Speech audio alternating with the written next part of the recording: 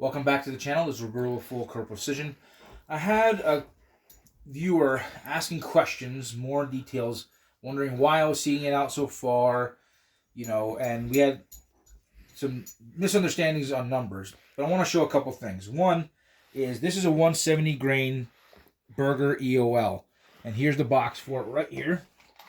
So you can see that that's the box that I pulled them from. Here's my seating out. And here's, if I hold it right next to it, you see it's close, it's barely going down below the neck. And that's how I want it to be. I don't want it to be able to protrude down by the base of the shoulder. I want to keep it up in the neck as much as I possibly can. So how does that translate? So I turn on my calipers, hit my 0, extend these out. This translates into 3.527, okay? Because I'm designating, there you go, 3.5275. I kind of go back and forth. There you go, 3.527. I designated these to be 3.5255, so it's real close.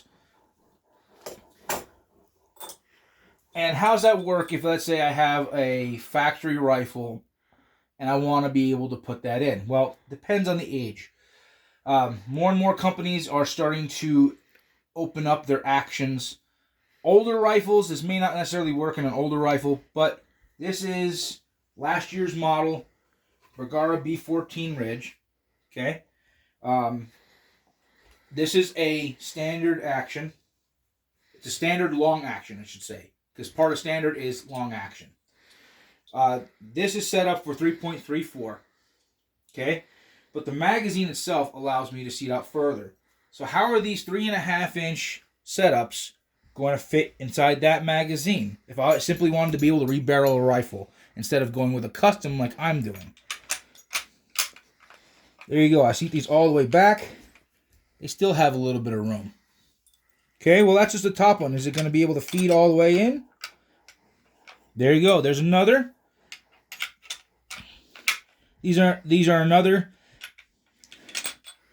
There's 4 inside that magazine. Now, these are dud rounds. There's no primer. There's no powder in these. These are just seated to where I want them to be. Okay, now the question is, will it ramp? Will it feed? Will it eject?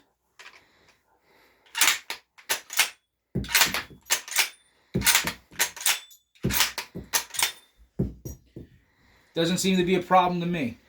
So while you may not necessarily have that, maybe you're a Tika guy, you have a Savage, but more and more companies are going to having a universal type of action and then just building their stocks and magazines around it as opposed to customizing everything.